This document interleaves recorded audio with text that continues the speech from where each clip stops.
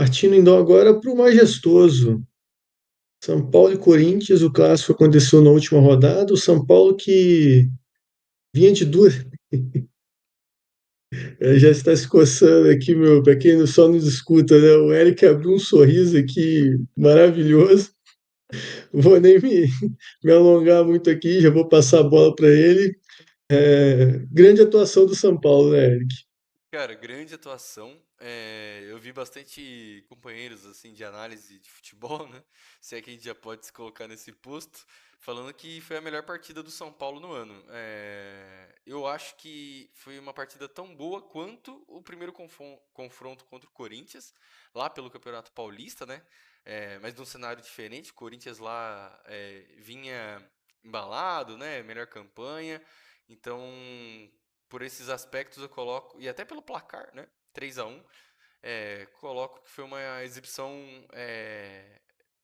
melhor tecnicamente.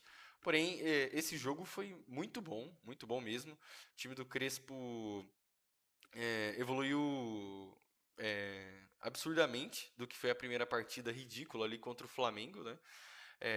Claro, mas putz, tudo uma amostra ainda, não dá nem para ser 8 nem 80. A gente precisa esperar aquele número mágico de 10 jogos para ver realmente a influência do treinador ali no dia a dia do time, né? Mas de qualquer forma, o São Paulo se portou muito bem diante dos seus 40, quase 48 mil torcedores. Pressionou o Corinthians desde o começo do jogo ali, né? Acabou tendo uma perda um tanto quanto inesperada, que foi mais uma lesão do Oscar, né? Mais uma vez um nome de muita responsabilidade fora. Acho que o São Paulo vive um cenário parecido com o do Santos, né? Porém, o São Paulo ainda conta com algumas peças um pouco mais consolidadas no mundo do futebol aqui, com um refino técnico um pouco maior, né? A zaga do São Paulo eu acho que se destaca um pouco mais do que a do Santos.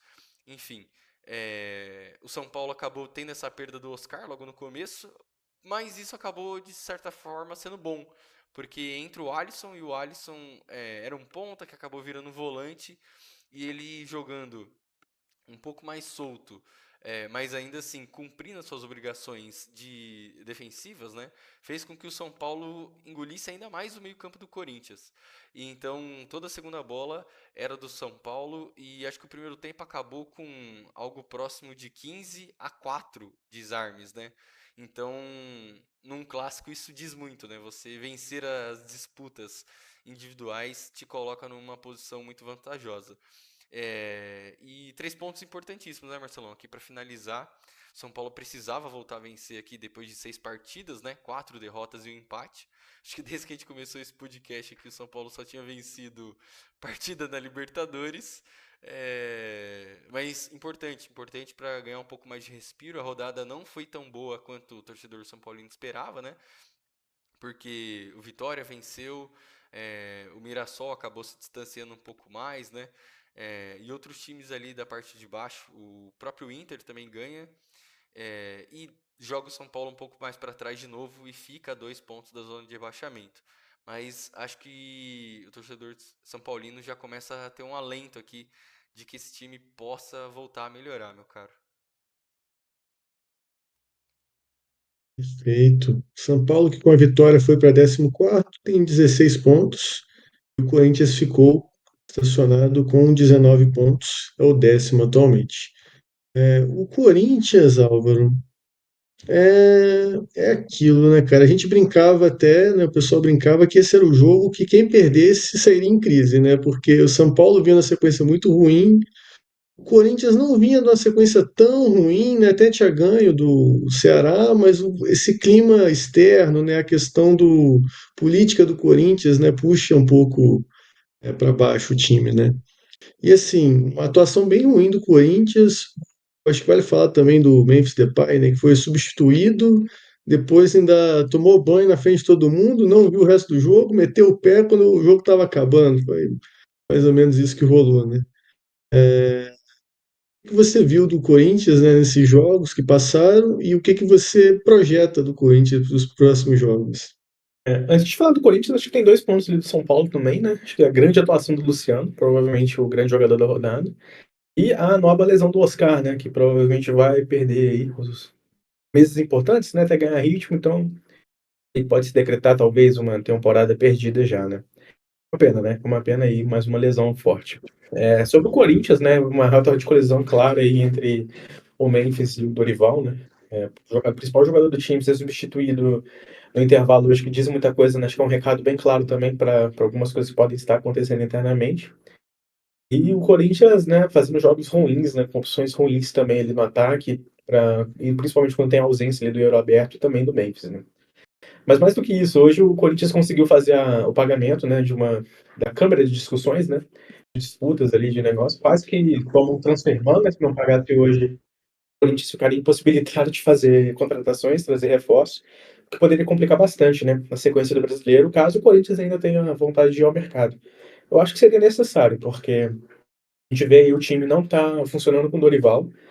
Provavelmente já tá num risco muito grande, né? Que resta saber quem vai conseguir vencer a queda de braço ali, internamente.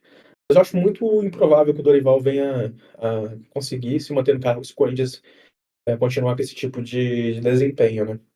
A vitória contra o Ceará foi ali naquele 1-0, né? Eu acho que é um bom resultado fora de casa, não é o Ceará indo muito bem. Mas o desempenho não vem satisfatório. Eu não vejo muita gente pedindo a volta lá dos dias, né?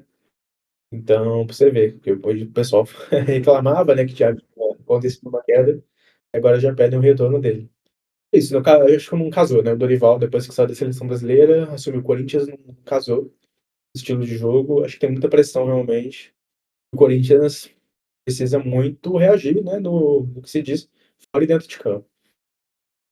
Acho que um ponto que pesa pro Dorival, né, é a demissão do Vojvoda, né? Vojvoda que já foi tentado principalmente pelo Corinthians um tempo atrás, e agora com ele disponível no mercado, acho que fica ainda mais difícil a situação aqui do Dorival, cara. E ele já propriamente Nossa, assumiu isso, né? Na uhum. coletiva pós-jogo, ele falou: isso aí não sou eu que decido, mas futebol é resultado. Então já começa a se criar aquele clima, né?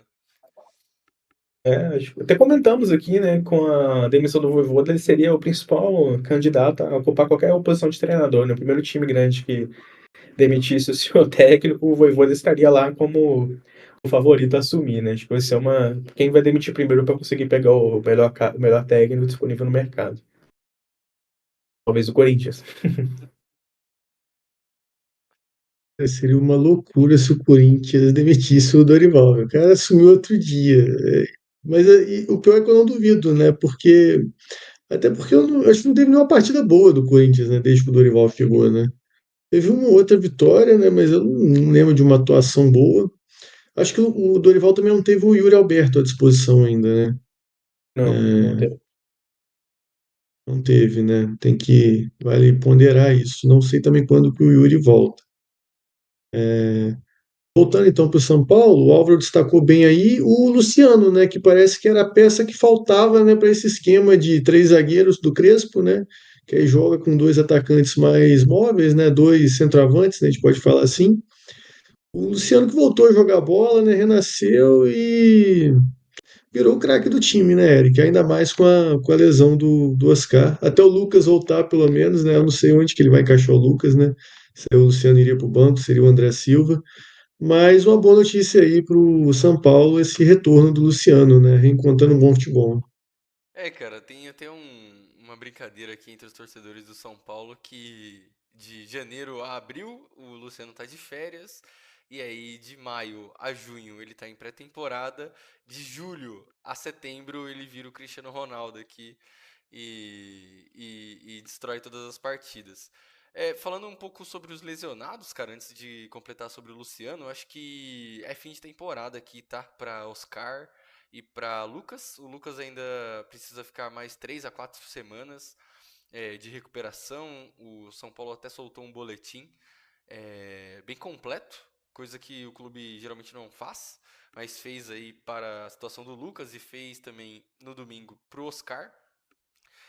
Informando até o tempo de recuperação, né? O Lucas tem uma lesão ali no joelho e uma inflamação, ao que parece, em um dos ligamentos, o que está causando dor para ele quando ele faz os movimentos mais bruscos, né? Ainda mais com uma característica do Lucas mudança de direção rápida e arrancada, né? Então, putz, você imagina, 32 anos, o cara tá meio que no seu auge físico, né? Não dá pra arriscar o sprint final da sua carreira por conta de uma dor, né? E então acho que é fim de temporada praticamente para ele, pro Oscar também que acabou tendo essas fraturas em alguns ossos aqui da coluna, né? Num lance que, diga-se de passagem, muito do maldoso e que em qualquer lugar do campo seria marcado falta, né? Que é a famosa cama de gato. Mas aí o Daronco pipocou ali, não deu o pênalti, e aí acabou o São Paulo saindo no prejuízo, pelo menos acabou conseguindo sair com a vitória. Mas o Luciano vem muito bem, cara. Ele é complicado, né? O pessoal tem chamado ele de o artilheiro anárquico, né? O cara revoltado aqui contra o sistema. E o Luciano é esse tipo de jogador que vai se consolidando como ídolo, cara. Meio nas fases ruins, né? A gente tem muito a construção do ídolo ali de conquistas e glórias. Mas o Luciano pegou um pedaço aqui da história do São Paulo extremamente carente de ídolos, né? É, e de vitórias até dentro de campo, mas que a torcida se sente muito representado, né? E ainda mais contra o Corinthians, ele gosta de jogar e desempenhou muito bem. Foi o melhor jogador da partida ali, ditou o ritmo do jogo. Depois até começou a fazer umas gracinhas ali para ver se conseguia uma expulsão, uma provocação, né? Mas, enfim, o São Paulo jogou muito bem e passou muito desse desempenho pelo seu camisa 10, cara. Eu queria até perguntar para vocês, o Arias teve um lance no Cruzeiro contra o Cruzeiro também, que para mim ele só foi uma cama de gato dentro da área e nunca é marcado. E aí você comentou, você já viram alguma cama de gato sendo marcada com um pênalti dentro da área? Eu nunca vi isso na minha vida. Não me lembro de E, nenhum lance. e assim, eu também não vejo sentido, tá? A meia falta, a famosa meia falta.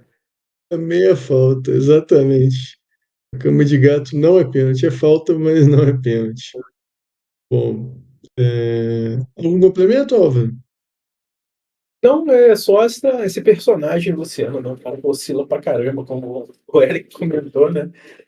Faz a pré-temporada no primeiro semestre, vai explodir no segundo. Importante também, né? Que é a época mais importante da temporada. Mas é um cara que, se tivesse uma regularidade maior, poderia ser um nome mais consistente, né? Mais sólido aí no imaginário popular, né? O Luciano é isso. Você lembra dele e fala, não, um jogador meio caótico ali, que pode decidir jogos, mas que também pode não arrumar nada, né? Seria bom pra carreira dele se ele conseguisse ter uma regularidade interessante. Mas é um grande personagem, né? Um cara polêmico aí. Ainda mais que ele jogou no Corinthians, né? Foi até bem, né? Depois foi pro mercado internacional. E acabou voltando pro futebol brasileiro, passagens em alguns times, né? E se consolidou no São Paulo, né? Como camisa 10. Isso. O Luciano gosta de fazer gol no Fluminense também, né? E jogou no Fluminense, né? Mais uma lei do ex que O ex castiga é o clássico. Fluminense toda vez. Cara, e pra completar E aí, falando em lei do. Ô, desculpa, Marcelo, mas só pra completar o hat-trick, o Luciano também adora fazer gol no Atlético Goianiense, que foi o time que revelou ele. O cara simplesmente Isso odeia os dois clubes. é isso. Bom, também para informar aqui, na próxima rodada, o São Paulo pega o Juventude lá no Alfredo Jaconi. Sempre um jogo complicado, né? Apesar do Juventude estar ali também naquela zona perigosa do campeonato. E o Corinthians tem um jogo dificílimo contra o Cruzeiro, que acho que atualmente é o melhor futebol do Brasil, né? Pode significar o futuro de Dorival Júnior, né? Dependendo do nível de atuação que o Corinthians trouxer. Né? E o Cruzeiro nessa fase iluminadíssima aí, né? Caio Jorge sendo o melhor jogador do futebol nacional no momento. Então, é, teremos boas novidades aí na quarta-feira. Teremos mais uma troca, né? É isso. Olha, Não, eu tô não, achando, viu? Se o eu acho Corinthians der provável. aquela quantidade de espaço, o Cruzeiro que deu contra o São Paulo, vai ser um show de horrores, igual já foi no clássico, né? O Corinthians que foi um clássico bem ruim.